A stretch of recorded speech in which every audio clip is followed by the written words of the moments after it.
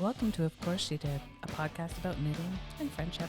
Join our knit club for a good old-fashioned stitch and bitch, and we'll talk about all things knitting as well as the insanity that occupies the other 10% of our brains. Our knit club consists of hormonal women of a certain age, and you are hereby warned of foul language and spicy topics. Oh, yeah.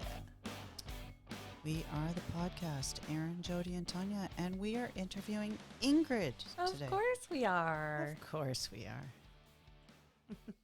Hello. Ingrid, this is your origin story. Yes, this is my origin story. Right. Where did you grow up and where did you learn to knit? I started in northern BC. We went overseas for a year and a half, and then I mainly grew up in the north end of the island. Mm-hmm. My grandmother and my mother taught me how to knit. I can't remember who taught me first. I'm guessing it's my grandmother. Mm-hmm. But yeah, they were How the two. old were you? Do you remember? I think I started knitting when I was probably 5 or 6, a little bit. I think I needed to be retaught a few times too, just like Tanya. Yeah. But like a scarf with, really loose and tight gauge. So it kind of was like a wave. Yeah. That's how it started. I don't think I ever finished that one though. But then I got into my teens. No. Did I start? Yeah, I did start knitting then more actively in my teens. Oh, tell us about your teen projects. Well, I think the first big one when I was 16, and that was that pink sweater. Oh, the one that you just recently finished. finished. So we're talking over 30 years. The 1988 sweater. And I completed the body and then a cuff of an arm. And that's as far as it went until 6 months ago. It's epic and back in style. It is. It's the 80s style. Although it is cursed, and so maybe like around Halloween we should do like a cursed item special. Maybe you can sage it. And we'll cleanse it. We'll save it. Did you have to rip it out as often then as you No. did now? No, I don't recall that. It's quite, I think I used quite big needles. It's quite an airy sweater. It went quick, I think. I do not, although I will say the sleeve itself, I did unravel multiple Sorry, 30 times. years is not quick, girl. No. The body was quick and then it was on hold. Jailed. And then I think I went on to another, I can't remember how old I was. Then I bought a Norwegian sweater, a pattern. The problem was in the beginning, a lot of my patterns were in Norwegian. So I needed a lot of help. You speak Norwegian. Can you read Norwegian? I can read it, but then if, the terminology, just like now, I have to Google some of the terminology in these patterns. But well, and abbreviations in Norwegian might not be the same thing, no, right? not easily translatable. So I got a Norwegian sweater. I think I started the body and a sleeve, and that one's still in jail. I knit a lot of scarves. Back then, it was like very kind of fluffy looking scarves. I did complete a few of those. As per I the think 80s. when you and I first started hanging out, maybe 10 years ago or something, I came over and brought my knitting, and you brought out a shawl you had been working on for 10 years or something. Yes. So that one wasn't as long. I did do some blankets. I did a blanket for my like a throw for my grandmother and my mother. Those were 2 completed projects. I think I did in my 20s. And then when, I think early 2010s, I was again in Norway. And that's when I seem to get my projects because I need something to do. Yeah, while you're there. While I'm visiting, I feel like I have to be productive. Does your sister knit as well?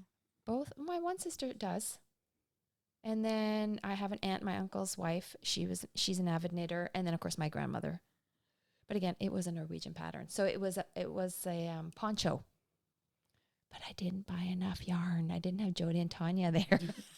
You mean Erin, because I wouldn't have a clue. Aaron and Jody Just there. buy it all. You're not sure if you're I going to have enough? know. Buy it all. So I was one skein short. So 2 years later, we were again in Norway.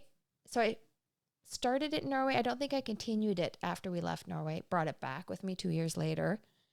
Completed it, but then found out I did not have enough yarn. So I went back to the yarn store. They didn't have the color. Go figure. So it was kind of a grayish shawl, and then it's got 2 purple stripes on the shoulders. So I found the same yarn, but it's not the same color. Do you find the knitting culture in Norway encourages you to start projects? Do you think that's part of why? Because I do feel like it's a stronger culture there. Yeah, I don't know. It's not that anybody was knitting around me. Interesting. But I think especially when we would go to visit my grandmother, there was a lot of sitting around. She was elderly. So feeling like I was doing something to occupy myself while Was I it was a visiting. connection point with her because she was such a knitter? Maybe. Did Yeah. your grandmother ever knit anything for you that you still have? or anybody I'm else? sure I do. I have a collection of sweaters. I have a knit sweater my grandmother knit for herself. I do have a I'd couple like to see that. my father's sweaters. My father used to wear his Norwegian sweaters all the time when I was little. I think my mom knit my father a few sweaters. My mother's knit me a few sweaters. So I do have a collection of like older Norwegian sweaters. But I think in my 20s, I did actually knit like an off-white full Norwegian sweater. I did complete that. You still have it. I still have it. Nice. And then I made one for my husband that he wore the night before we were married. I wore like a Norwegian costume and he wore his Norwegian sweater. And I completed that like 2 days before our wedding.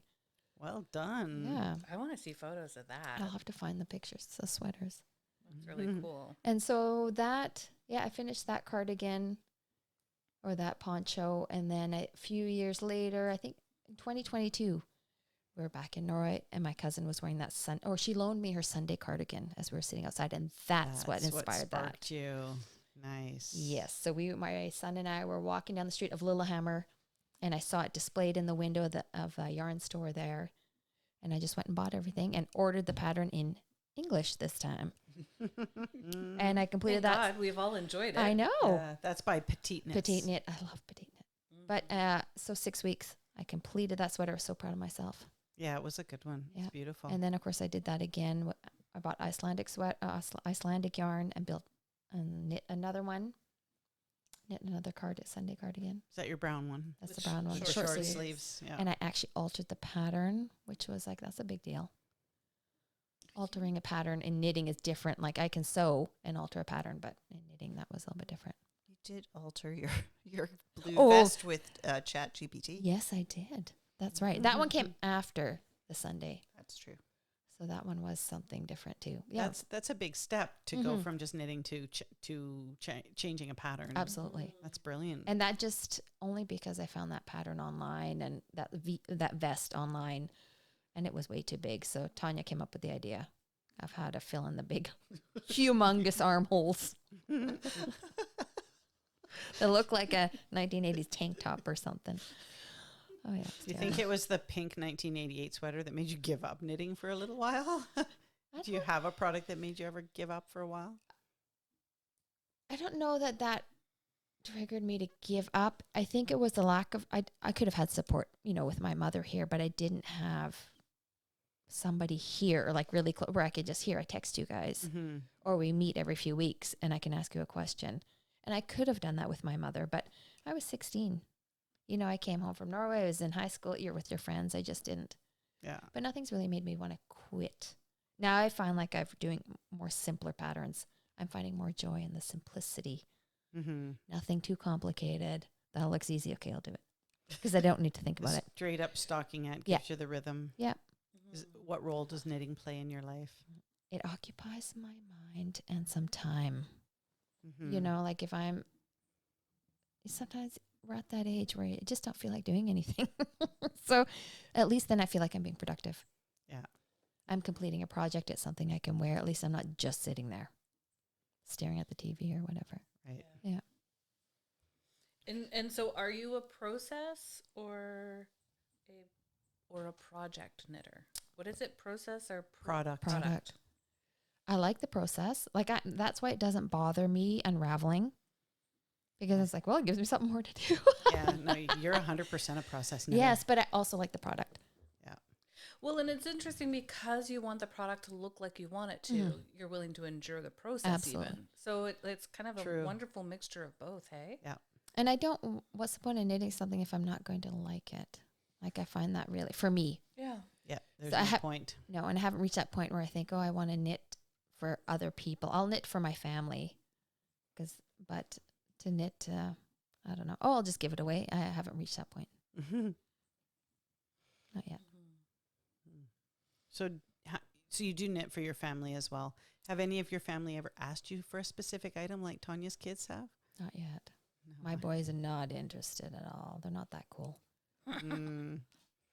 But no, I mean, I think I'd knit my husband a sweater. I mean, he's very particular, but I would knit something if he... Is it a Norwegian tradition to knit something for the wedding? I'm No. just going back to that thought for a second. No, I had they call it a costume, Norwegian costume, which is called a bunad. And instead of wearing it for my wedding day, we wore it for the rehearsal dinner the night before, and I didn't have a bunad for Kevin. So the next best thing was, how about I knit him a sweater? It's very Norwegian looking, so then it kept with the theme. Nice. Yeah. that's lovely. I haven't blocked it yet, though. I didn't know about blocking either And until 6 months ago. How long have you been married? 20 years? 20 and a half years. Amazing. A bunad. I love listening to you speak Norwegian. So, but you also said you sew. So how else are you crafty? You do lots of things. Oh, I love to like find a piece of furniture and refinish it. Oh, I have some in my basement. Yeah. But like if we needed a dresser, why would I go buy a new dresser when I can buy a nice wooden secondhand one, strip it and paint it? And I'm like, they're perfect. For $10 instead of Yeah. 10,000. Yeah, I'm exactly. bringing you that chair in my basement. Oh, yes. There we go. It's So yeah, that Gonna stuff I like need- to do. And I'll paint, I say paint. I'll paint my house. Because, look, I'm tired of the color in this room. Let's just paint it. Well, and you made those seat covers, the sewing. Yeah. Oh, and our And our- towels. Oh, I yes, the love our pullover towels. Love my hot tub pullover towel. Mhm. It's I- not just for children, you know. No, Oh. my family lives in theirs. Lance doesn't want to admit it, but he wants one. Okay, good to And know. I said originally no, and now I do. Now you're Especially- jealous. Especially if we're going back to the spas. Yes. Well, Tanya's now a spa lady. Yes. Do you have Or- any? You hit a certain age and you want to go to the spa. Do you have any quirky knitting habits? Oh, other than the unraveling. Yeah. I don't think so. Not that I'm aware of. We can all sit in our little group and all of a sudden we'll see Ingrid's needles are down and she's madly ripping something out. We're like, what are you doing? Stop. We can fix it. No. I will do literally anything to rip something out. So I'm amazed at your dedication to it to get it right. I love that. I think also depends on the yarn because that Sunday cardigan I did not unravel. Yeah, you need a special brand of yeah. insanity Yeah. to unravel mohair. For that, I Well, wouldn't. that but- and that plutie just falls apart. if Yes. You, Yeah. You don't want to unwrap. So unless I made like a mistake, then that was pretty close to where I was. Then yeah, no, I don't do that. Is there a knitting technique that scares you or that you would like to learn? I don't know enough about knitting techniques to answer that. I know knit and purl. Yes, I'm the same way. I'm just so new to it, so green. Have I you mean, done cables? It's fascinating to me that you say that. You've been knitting Yeah. since you were a child. but it's and been yet- very You've done color sheltered work. knitting. It's been Yes. very sheltered. It's like being like a very wealthy person going, oh, what's Walmart? You know, somebody who's never been they live in, for me, it's like, Howdy, howdy, howdy. but just not, I have zero.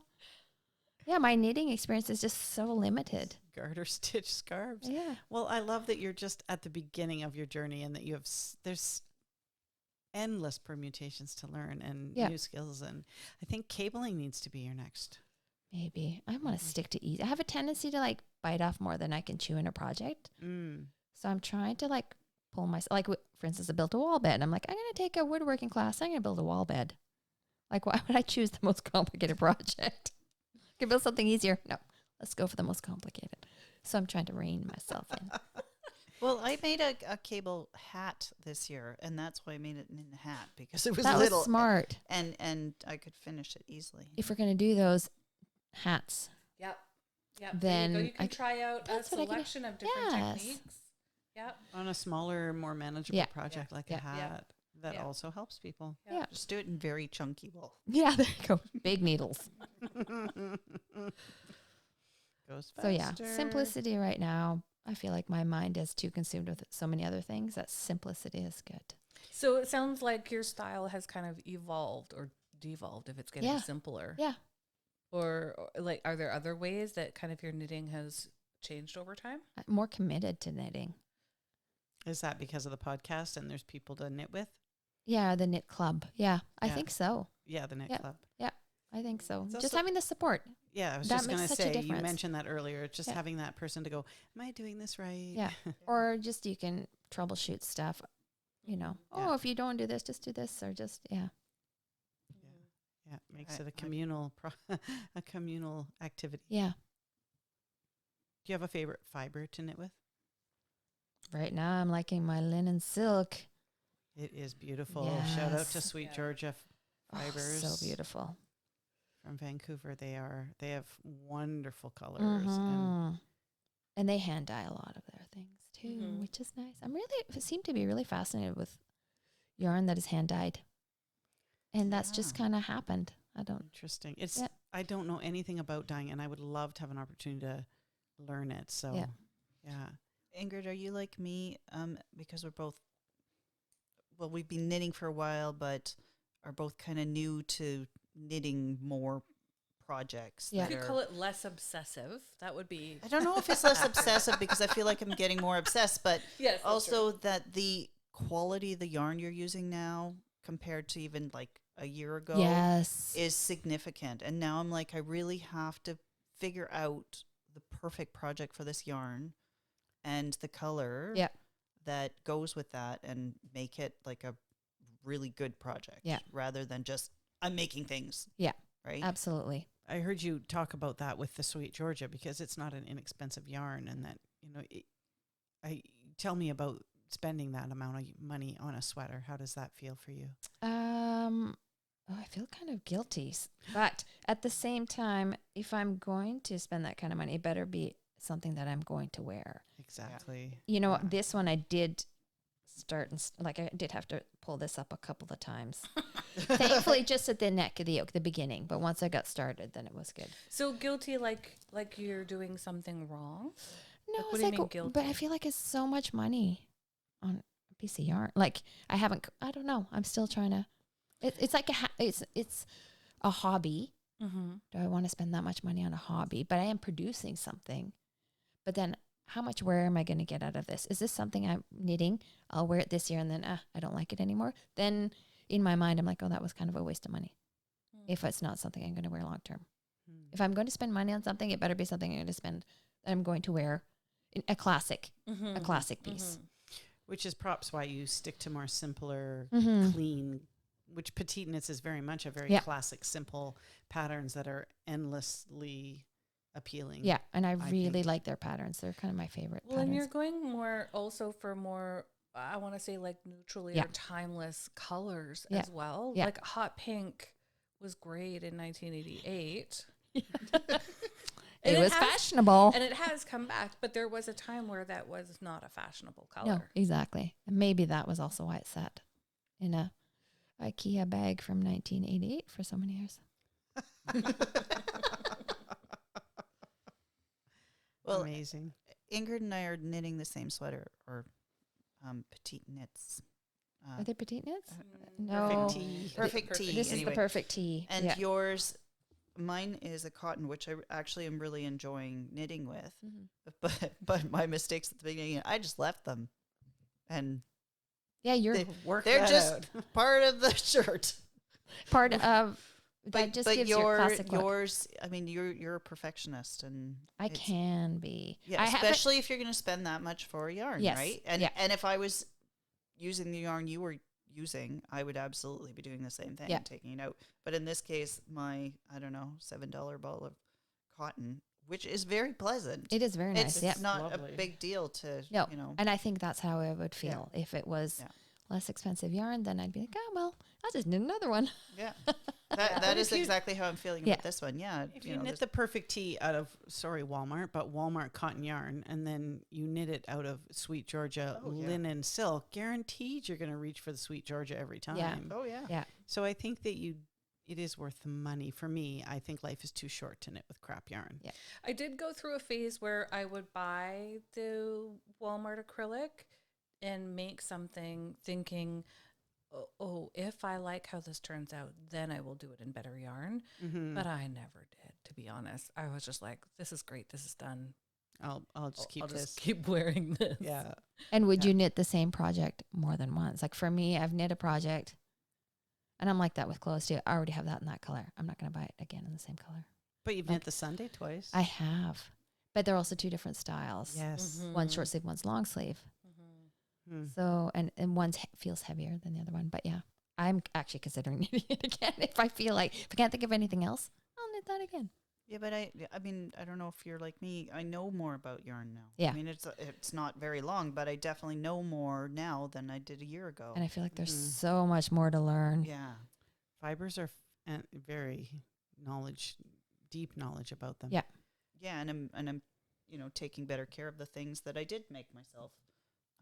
True. Actually Yeah. blocking them now. I didn't know about blocking Yeah. before, other than that slouchy cardigan, whatever, which was blocked and then still didn't fit. So Yeah. Yeah.